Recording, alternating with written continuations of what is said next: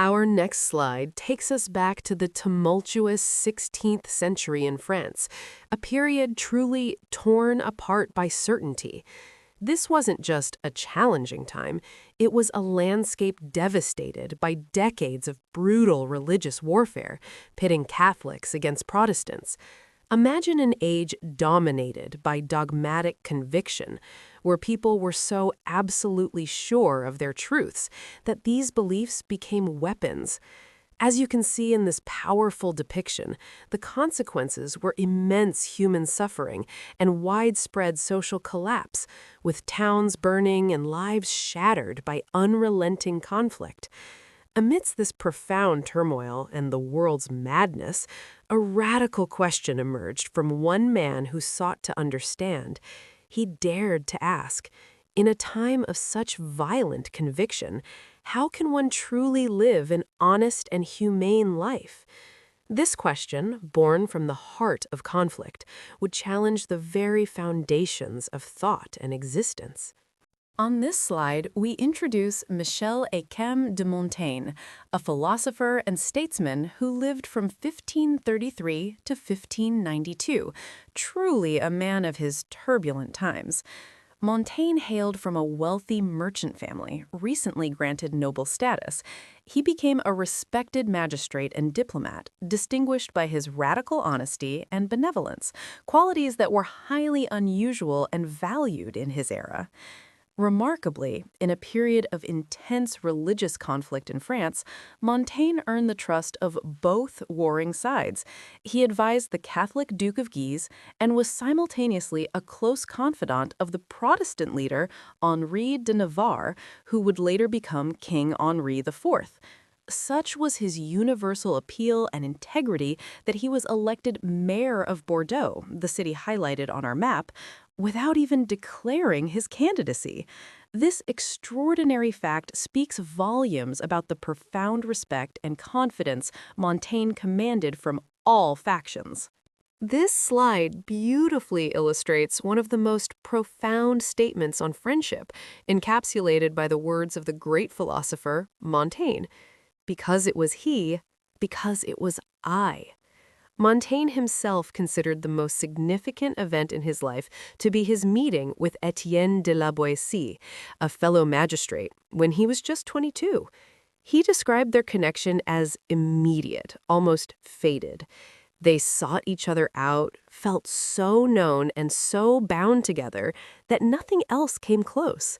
This perfect friendship wasn't just a bond, it became the very paradigm for a true communion of minds, a standard against which all other relationships were measured. When pressed to explain such a deep affection, Montaigne felt that the reasons simply could not be articulated in conventional terms. His only response, direct and powerful, was, "If I am pressed to say why I loved him, I feel that it cannot be expressed but by answering, because it was he, because it was I."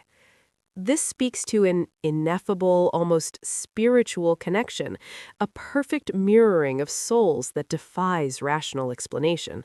Here we see Montaigne's breaking point. In 1563, he was devastated by the death of his close friend, Etienne de la Boétie, at just 32 years old. Montaigne himself declared this loss left him utterly inconsolable. However, this personal tragedy was soon compounded by even more sorrow, the agonizing loss of 5 of his 6 daughters in infancy. All of this unfolded against the chaotic backdrop of the French wars of religion, adding a layer of brutal external violence to his internal grief. This overwhelming combination of personal devastation and societal turmoil created a critical juncture in Montaigne's life.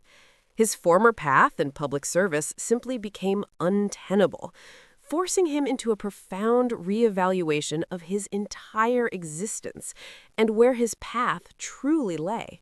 Our slide beautifully illustrates a space designed for deep thought and scholarly pursuit, much like the tower library Montaigne created at his own chateau. At the age of 39, in the year 1572, Michel de Montaigne made a significant life change. He retired from his public duties with the Bordeaux Parliament and retreated to his family estate. But this wasn't an escape from the world. Instead, it was a conscious redirection of his energy. He transformed his home into what he famously called the tranquil asylum of his reflections on the human condition. Here, he embarked on a truly novel project, an exploration of the only subject he believed he could genuinely know, himself. He began to write down his thoughts and observations, calling these groundbreaking works his essays, a term that literally means attempts or trials. Through this dedicated self-study, Montaigne essentially invented a new literary form, inviting us to explore the complexities of human experience alongside him. Today, we delve into a truly radical new form in literature, the essay. Its genesis lies with Michel de Montaigne, who, in the 16th century, dared to offer the world a meticulous exposition of his own mind, grounded entirely in his lived experience. Montaigne's aim wasn't to affirm religious faith, as seen in Augustine's Confessions. Instead, he sought to discover a raw human reality, seized without a priori, that is, without any preconceived notions. He simply observed and reported what he found within himself. His essays were a monumental undertaking, written over 20 years. What makes them so unique is how they were constantly revised and expanded, vividly reflecting the meandering, contradictory, and evolving nature of a real mind at work. These essays delve into a vast range of subjects, from profound philosophical questions about death and education to musings on superstitions and even sleep, providing an intimate and honest look at the human condition.